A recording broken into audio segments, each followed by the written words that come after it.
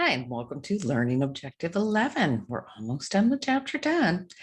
And this is a very short learning objective, but we did want to discuss how we're going to tie together labor market discrimination as well as poverty. So let me go ahead and share my screen with you. Okay, so how are poverty and discrimination in the workplace related? Well, in discrimination, and we're going to use discrimination of protected classes, it can cause the equilibrium wage to be lower. And so when we look at this, here we go.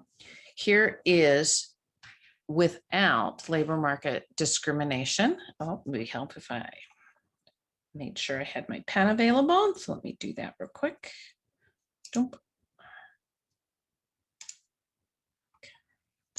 Oh, color. There we go. Okay, so when we look at this, we know the equilibrium wage for this particular market is going to be 245, and we're going to have 14 as the quantity of labor supplied at a wage of 245.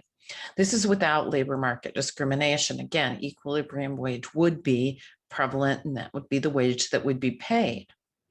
However, in this next slide, you're going to see what happens when we have discrimination. So there tends to be two different demand curves. Again, remember that this is the labor that's demanded and the labor that's demanded. So notice here, if we have discrimination, we end up with two very different wage equilibriums depending on the class that we're talking about. In this case, it would be race. So the average wage rate among African American would be 210, and the average wage rate among white would be 280. Now, again, sometimes this is difficult to prove, but it's interesting if you read case studies and different kinds of things, and there's been multiple studies.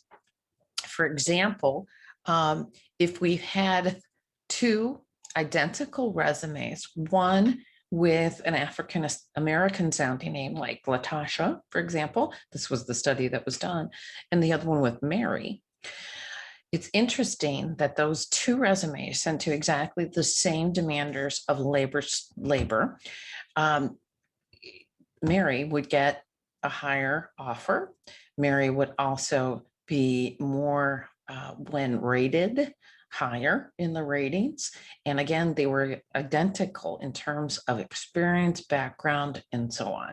So again, this is prevalent in our society, and it's something that we as economists study quite often and try to examine the whys and try to examine what we can do about it. So I look forward to seeing you in the last objective when we talk about comparative worth. Thanks. Have a great day.